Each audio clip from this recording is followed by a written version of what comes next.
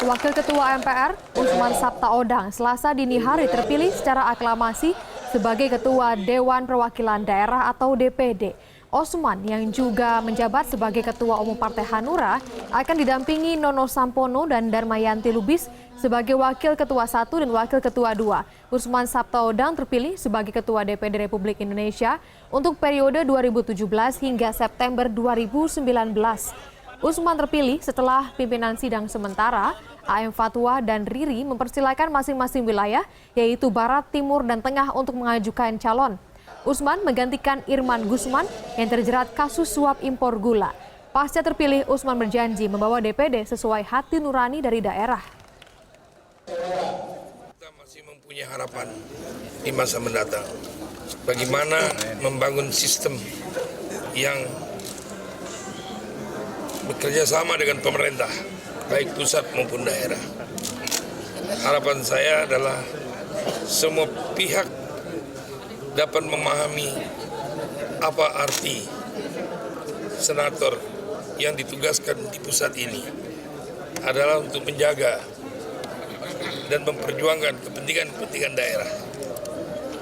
Dan kita semuanya berasal dari daerah. Kembalilah membangun daerah.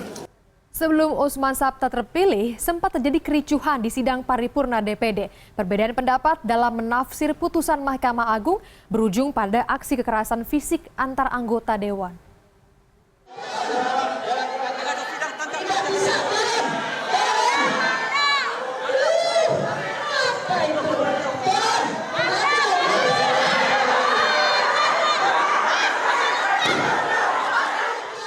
Rapat paripurna Dewan Perwakilan Daerah diwarnai kericuhan. Bahkan hal ini terjadi sebelum sidang resmi dibuka. Sebagian peserta menilai kedua pimpinan Gusti Kanjeng Ratu Hemas dan Faruk Muhammad sudah habis masa jabatannya, yakni hanya 2,5 tahun, seperti yang disepakati tata tertib DPD sebelumnya. Namun hasil putusan MA kembali menetapkan masa jabatan pimpinan DPD kembali menjadi 5 tahun. Hanya persoalan bagaimana adanya putusan Mahkamah Agung. Jadi saya kira memang itu yang jadi titik persoalan. Jadi kalau tadi ribut, mereka minta memang supaya putusan Mahkamah Agung tidak dibacakan lebih dulu.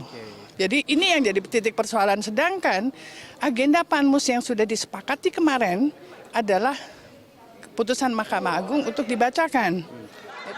Meski sudah ada putusan baru MA, masih ada anggota DPD yang menolak.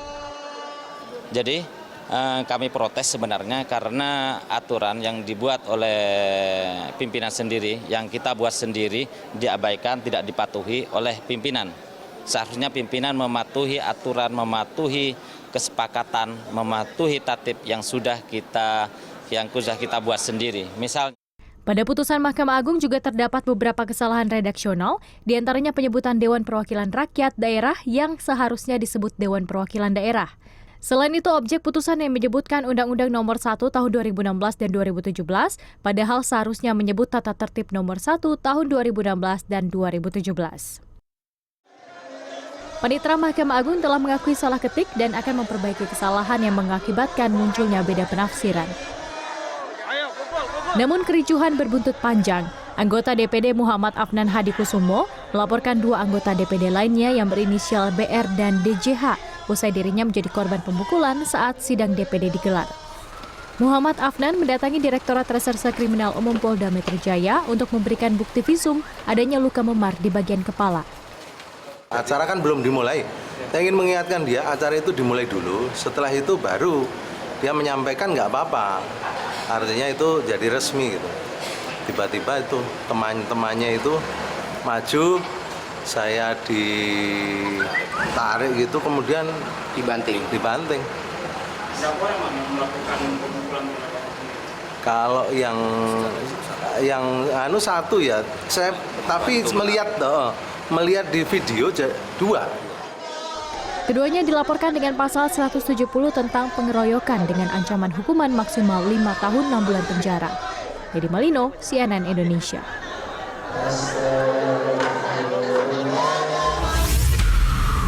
Koresponden CNN Indonesia Rifana Pratiwi di Gedung Parlemen Senayan, Jakarta. Rifana, Osman Sabta sudah terpilih jadi Ketua DPD. Apakah friksi pro kontra ini masih ada di sana? Ya, selamat siang Daniar. Pasca pemilihan yang digelar dini hari tadi dan menghasilkan 3 orang pimpinan DPD baru, yakni Osman Sabtaodang sebagai Ketua DPD baru, kemudian Wakil Ketua 1 Nono Sampono dan Wakil Ketua 2 yakni Darmayanti Lubis. Ternyata masih terjadi pro dan kontra di internal DPD. Tadi sekitar 1 jam yang lalu ada jumpa pers yang digelar oleh Wakil Ketua DPD yang masih aktif sampai saat ini, yakni GKH Remas, beserta dengan 5 anggota DPD lainnya. Dan 5 anggota DPD lain ini adalah yang mengajukan judicial review atas tata tertib Undang-Undang Nomor 1 tahun 2016 dan tahun 2017 ke Mahkamah Agung, dan judicial review tersebut yang disetujui ataupun dikabulkan dari Mahkamah Agung. Dan tadi mereka menggelar jumpa pers dengan membacakan surat terbuka dan mengatakan bahwa pemilihan yang digelar dini hari tadi dan menghasilkan 3 orang pimpinan DPD tersebut adalah tindakan inkonstitusional dan melanggar hukum, karena seharusnya anggota DPD ini masih menuruti putusan dari Mahkamah Agung, mengingat dari Sekretariat Mahkamah Agung sudah mengkoreksi ada kesalahan redaksional yang dilakukan oleh Mahkamah Agung atas putusan yang sudah dikeluarkan. Dan hal tersebut yang menjadi dasar bagi mereka masih meyakini dan mereka masih optimis bahwa Mahkamah Agung ini tidak akan melantik ataupun mengesahkan 3 pimpinan DPD yang terpilih tadi malam. Dan sampai saat ini kami masih menunggu juga konfirmasi dari Ketua DPD baru terpilih Osman Sabtaodang, apakah nanti akan hadir pada acara pelantikan siang nanti pada pukul 2 siang. Dan informasi yang kami dapatkan juga, Sekretariat Jenderal DPR RI dan juga DPD tadi mengeluarkan maklumat ataupun edaran kepada seluruh karyawan di PNS, DPD dan juga MPR DPR agar tidak turut campur dalam kisru di internal DPD karena sudah ada putusan dari Mahkamah Agung.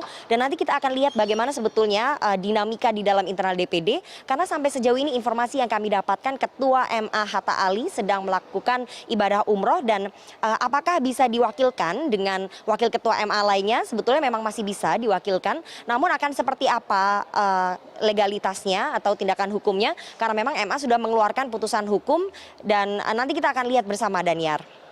Oke Rifana, jadi bisa kita simpulkan untuk sementara legalitasnya pun ya bukan cuma masalah kepemilihan Osman Sabta dan juga rekan-rekan wakil ketua yang lain, tapi juga soal misalkan kemarin ya peraturan MA yang membatalkan DPD, peraturan DP nomor 1 tahun 2016 ini kan juga bertentangan dengan UUMD 3. Ini seperti apa memang yang dibahas, karena kan ini juga menyangkut dengan rakyat Indonesia juga yang memiliki wakil di DPD.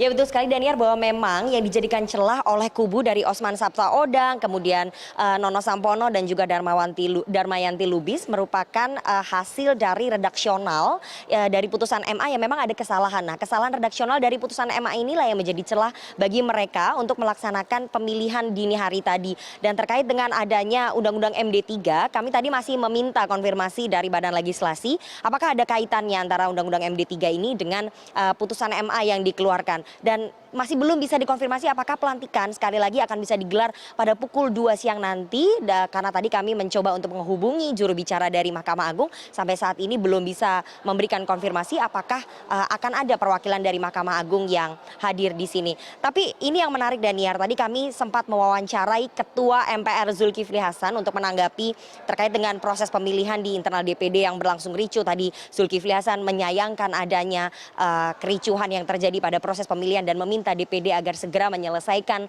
kisru di internalnya, karena tidak baik sebetulnya citra DPD nanti di masyarakat akan seperti apa. Dan tadi Zulkifli Hasan berjanji akan segera menggelar rapat pimpinan dengan wakil ketua MPR lainnya, karena mengingat posisi Osman Sabtaodang ini sebagai ketua DPD terpilih, ia juga merupakan wakil ketua MPR aktif dari unsur DPD, dan sebetulnya tidak ada yang salah dari peraturan undang-undang dan tidak ada yang mengatur sebetulnya apakah wakil ketua MPR ini bisa menjabat juga sebagai ketua DPD. Namun nanti akan dibahas dan dikaji ulang di rapat pimpinan seperti apa hasilnya. Nanti Zulkifli Hasan akan menyampaikan lagi kepada kami rekan-rekan wartawan dan dari DPR. Baik Rifana, jadi kami nantikan juga ya beberapa agenda yang akan membahas isu-isu tertentu di DPD dan juga MPR. Terima kasih Rifana Pratiwi melaporkan langsung dari Senayan, Jakarta. Mantan pimpinan DPD RI, Laode Ida, menyatakan permasalahan kepemimpinan di DPD RI saat ini diperparah dengan amar putusan MA mengenai masa jabatan pimpinan DPD. Menurut Laode, peristiwa ini menunjukkan MA sebagai lembaga tinggi negara tidak profesional. Berikut penuturan Laode Ida dalam program CNN Indonesia Prime News Senin malam. amar putusan MA, poinnya itu sangat memalukan, keliru. Yang dia minta untuk membatalkan itu, yang diminta untuk membatalkan bukan DPD, tapi Dewan Perwakilan Rakyat Daerah. Kan sudah disebutkan salah ketik itu, Bung Laude. Oh, nggak bisa. Nggak bisa. Kami baca, saya dapat aslinya. Ya. Yang kemudian kedua, yang objeknya itu adalah bukan peraturan DPD, tapi Undang-Undang Nomor 1 Tahun 2017. Itu nggak bisa dikatakan salah ketik karena masuk dalam lembaran negara. Kita waktu itu saya lihat di internet seperti itu, kemudian apa salah diperbaiki lagi? Nggak ada diperbaiki. Yang diserahkan kepada pengacaranya pimpinan DPD itu aslinya dari MA, itulah yang dikatakan asli secara administrasi. Salah, nggak bisa dikatakan salah ketik. Makanya saya katakan ini MA itu tidak profesional dan perlu dicatat bahwa yang dikatakan dokumennya itu copy paste dari usulan para pengacara penggugat itu. Mencoba untuk mengambil argumen mereka ya, bahwa yang dipermasalahkan adalah soal DPD, tentu saja jauh dari soal DPRD begitu, Pak Laude. Kemudian disebutkan juga pihak MA kalau tidak salah mengatakan sudah melakukan perbaikan dengan istilah repoint. Artinya di situ itu tidak mempengaruhi substansi, Pak Laude. Bagaimana Anda melihat ini? Kalau begini, ini lembaga negara kan, tidak bisa main-main dengan putusan. Tentu itu saja. yang pertama kan. Nah, putusan itu mengikat. Putusan itu bermana. Putusan itu sebagai alas hukum ketika kita bergerak. Nah, tidak ada alas hukumnya di situ. Kalau hanya mengatakan bahwa subjeknya seperti itu, kita lihat aja proses administrasinya yang lain. Semua lemah kan sebetulnya. Jadi menurut saya MA ini juga main-main. Itu perlu diperiksa hakimnya menurut saya. Ya, baik. Saya sama sekali merasa dipermalukan sebagai orang yang pernah memimpin DPD ketika MA memutuskan hal yang substansi untuk kelembagaan DPD ternyata sangat tidak cermat dan sangat tidak profesional dan perlu dicurigai.